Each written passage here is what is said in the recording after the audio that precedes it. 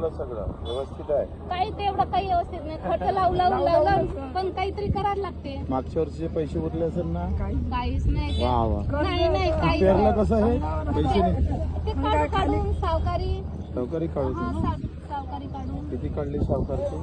पण पण बँकेचं लोन नाही काढलं? ते थकीत आहे आमचं. अरे थकीत असल्यामुळे मग सावकार काय भावाने घेते? ते 10,000 रुपये घेतो, 2,500 ते सवय घेते, 50-40,000 रुपये काढतो. 50,000 दरवर्षी काढायला? दरवर्षी. म्हणजे आता पेरलं 6 एकर का पुन्हा पेरायला 50,000 करावं लागतं? हो, निदान ते तणासक वगैरे खत वगैरे. आणि 50,000चे मग किती पैसे देतात सावकाराले? 12.5. किती महिन्यासाठी?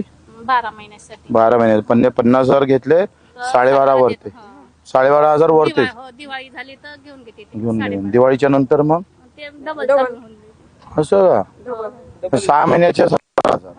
हो 50,000 आले. हो 50. आणि लिहून काय घेते मग?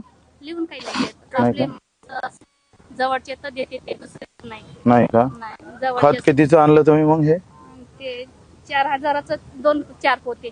4,000चे एक पोते 1,000. हे म्हणजे एका एकराला किती लागलं आता? 4 थैली आहे तर 3 पोते देतो, म्हणजे कमी देतो. लहान पराठी आहे तर. हा मग नंतर पूर्ण किती लागते खत तरी? तरी 12-13 पोते लागते. मग 12,000 13,000चे पोतेच? हो. वेगळी मोठी वेगळी, निधन वेगळं. ते म्हणजे काय करू बापू, दुकान चालू आहे आमचं. दुकान चालू आहे. म्हणजे पेरावं लागते म्हणून पेरताय? हा, दुकान सगळे चालू आहे. पेरता म्हणून आपण पेरतो. ठीक आहे. तुमच्या भेटासाठी तर आम्ही थांबलोय. बरं आहे, तुम्ही जवळ काम करताय. मग माणसाने आले कुठं तुम्हाला पाहण्यासाठी? हा देतो म्हणे भेट करून. बरं बरं. आशीर्वाद द्या. नको. शेतकऱ्यांसाठी चालू आहे.